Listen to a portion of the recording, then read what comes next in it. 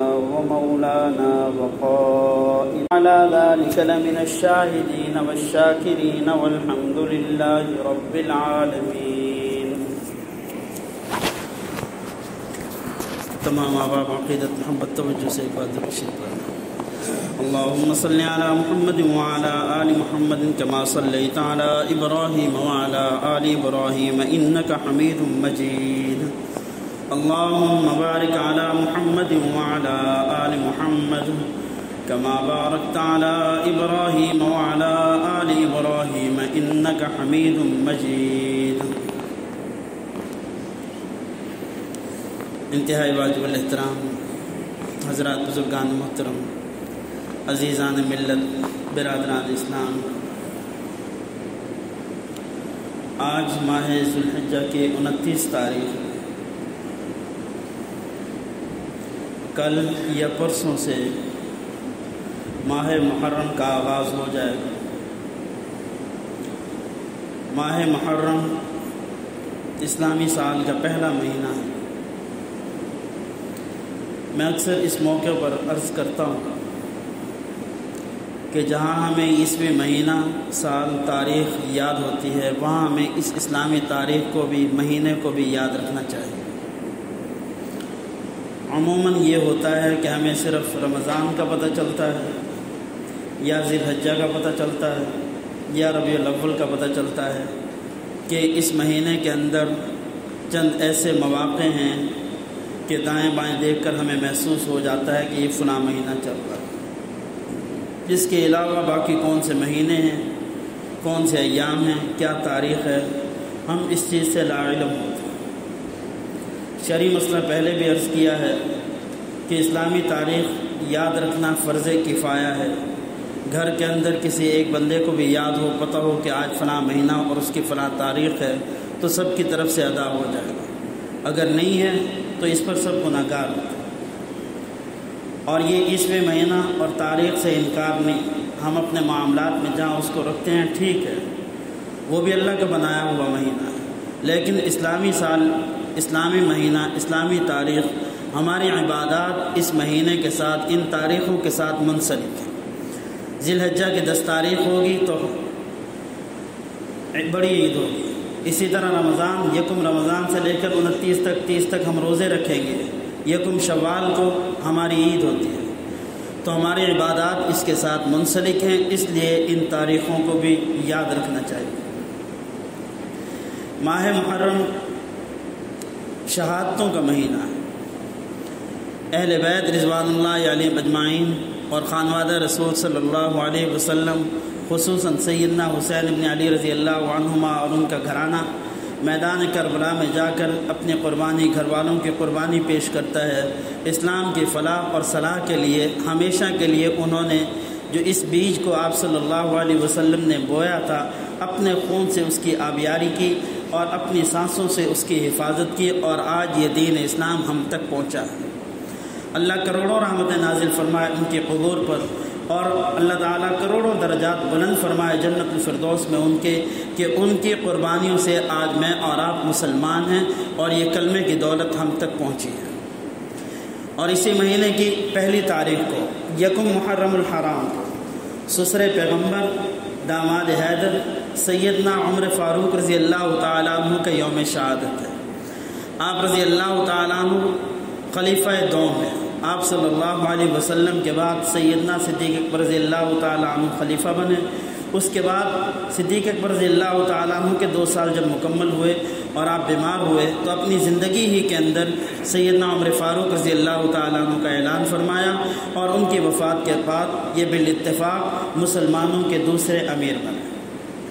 اور اسلام میں جتنے فتوحات اور جتنا جمع مردی سے انہوں نے کام کیا اور اسلام کو پھیلایا، اسلام کی نشر و اشاعت کی، وہ شاید بعد میں آنے والے دور کے اندر اس کی مثال بہت کم ملتی. بہت سے نظام، نظم و ضبط اور ان کے بنائے ہوئے طریقہ کار، ان کے بنائے ہوئے قوانین، آج تک دنیا ان کے اوپر عمل کر رہی ہے اور دنیا آسانی اور سہولت کے ساتھ جی رہی ہے. یہ فاروق اعظم رضی اللہ تعالیٰ عنہ ایسی شخصیت ہیں کہ جن کے کسی ایک پہلو کو ہم اٹھائیں تو اس کے اوپر بھی ہمیں بہت بڑا وقت درکار چہ جائے کہ ان کے مکمل سیرت، ان کے اخلاق اور ان کے اسلام کے اندر زندگی، اسلام سے پہلے والی زندگی، اور پھر خصوصاً ان کا دور حکومت، ان تمام چیزوں کو ہم بیان نہیں کر سکتے۔ چند معروضات پیش کرتا ہوں، اور اس پر میں نے پہلے بھی بارہا عرض کیا ہے کہ مقصد یہ ہوتا ہے ان چیزوں کے بیان کرنے کا تاکہ ہمارا ایمان مضبوط ہو، ہمارا دل اسلام کے اندر پختہ ہو، ہماری زندگی اس کلمے کے اوپر مکمل آ جائے۔ اس لیے ان شخصیات کا تذکرہ ہوتا ہے۔ اللہ تعالی ہم سب کو ان کے نقش قدم پر چلنے کی توفیق عطا فرمائے۔ سیدنا فاروق اعظم رضی اللہ تعالیٰ عنہ آپ صلی اللہ علیہ وسلم کے 13 سال بعد پیدا ہوئے۔ یوں آپ صلی اللہ علیہ وسلم سے یہ 13 سال چھوٹے ہیں۔ آپ صلی اللہ علیہ وسلم نے جب کلمہ حق کی دعوت دی تو مخالفین کے اندر جتنی شدت سیدنا فاروق اعظم رضی اللہ تعالیٰ عنہ رکھتے تھے، شاید ہی کوئی اور، اور اسلام لانے کا مشہور واقعہ کہ بہن سبب بنی اور پھر اسلام کے اندر داخل ہوئے۔ جب یہ اسلام کے اندر داخل ہوئے تو 40واں نمبر ان کا تھا۔ ان سے پہلے 39 لوگ مسلمان تھے، 40 میں یہ ہو گئے۔ اللہ تعالیٰ نے ان کے آنے سے پھر اسلام کو جو قوت اور عزت بخشی ہے وہ شاید ہی پہلے یا بعد میں کبھی کسی کے آنے سے بخشی۔ یہ فاروق اعظم رضی اللہ تعالیٰ عنہ زندگی کا ایک ایک پہلو قیمتی ہے، لیکن دور حکومت کی چند مثالیں پیش کرتا ہوں۔ دعا ہے اللہ تعالی ہمیں بھی ایسے حکمران نصیب فرمائیں۔ فاروق اعظم رضی اللہ تعالیٰ عنہ جب بھی کوئی قانون بناتے تو سب سے پہلے اس کا عمل پہلے اپنے گھر سے کرواتے۔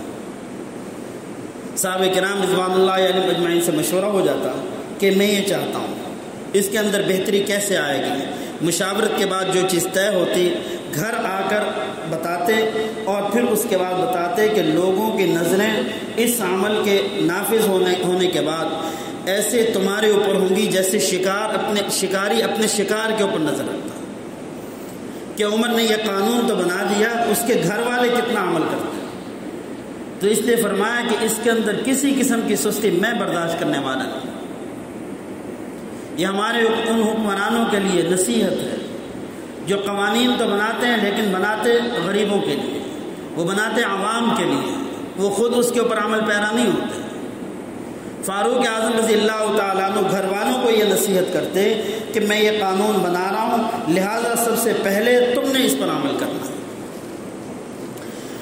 اور اسی طرح پھر جب قانون بن گیا، اب اس کے اوپر اگر کسی نے عمل نہیں کیا اس کی سزا کا موقع آئے گا، تو پھر یہ وہاں پہ کسی قسم کے کوئی برداشت نہیں کرتے۔ نہ وہاں تعلقات دیکھے جاتے، نہ وہاں یہ دیکھا جاتا کہ دونوں پارٹیوں میں امیر پارٹی کون سی ہے، لوگ کس کے ساتھ زیادہ ہیں۔ صرف قانون، اس کو توڑنے والے کے لیے سزا۔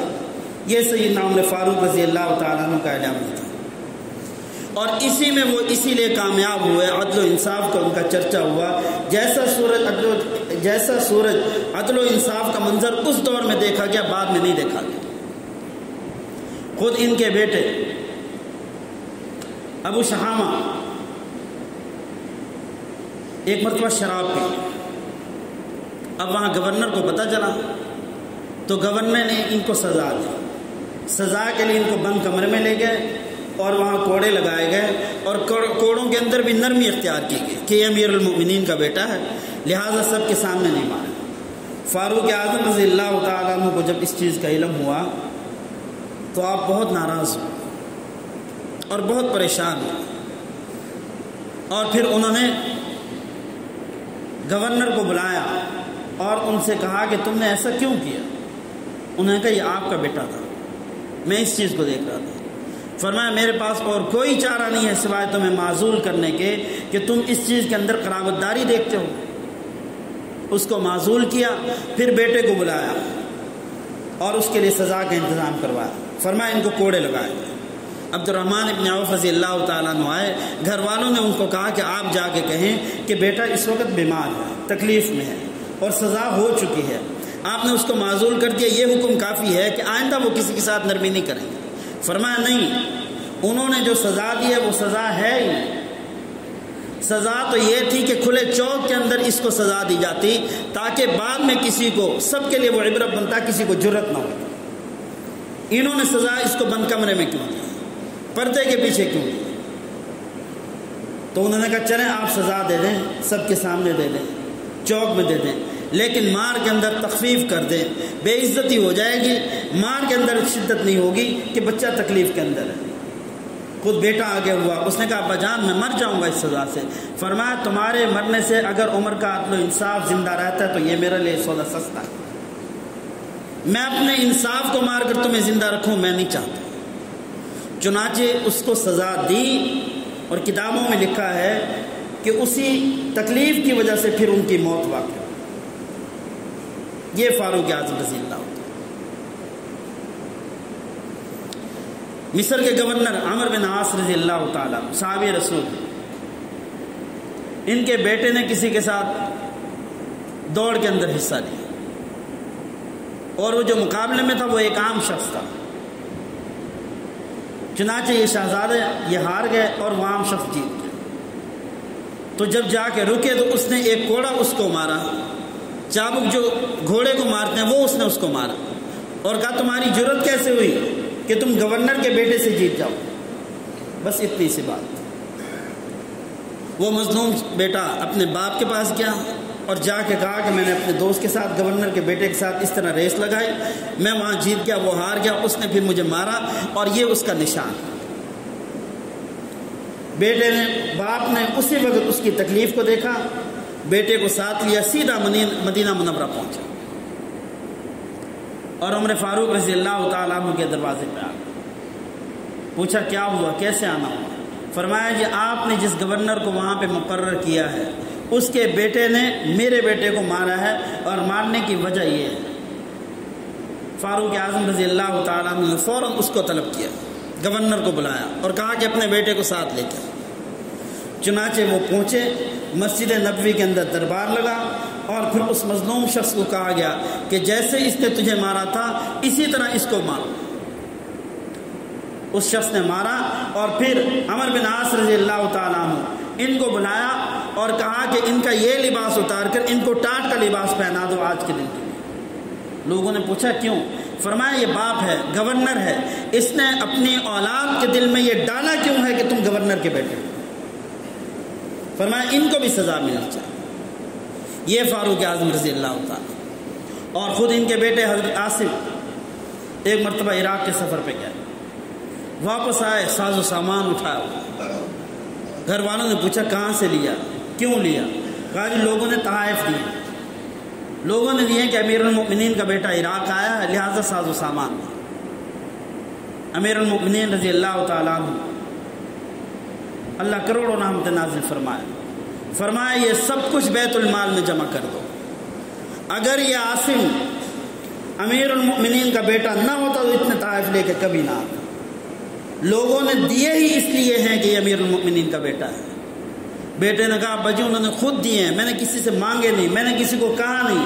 فرمایا تم نے نہیں کہا، لوگوں کے دلوں کے اندر یہ تھا اور لوگوں نے اس لیے دیے ہیں۔ فرمایا لوگوں کا مال لوگوں کے لیے تقسیم ہوگا، لہٰذا اس کو بیت المال میں جمع کر دیا، بیت المال میں جمع کر دیا۔ اور اپنی رعایا کے اندر لوگوں کی خبر گیری کرنے کے لیے راتوں کو جاگا کرتے، دن میں ان کے معاملات دیکھتے، راتوں کو جاگ کر ان کی خبر گیری کرتے۔ کسی گھر میں کوئی تکلیف ہو، پریشانی ہو، کوئی بیمار ہو، اس کی تیمارداری کرتے، تکلیف دور کرتے، ان کے دکھ درد میں کام آتے۔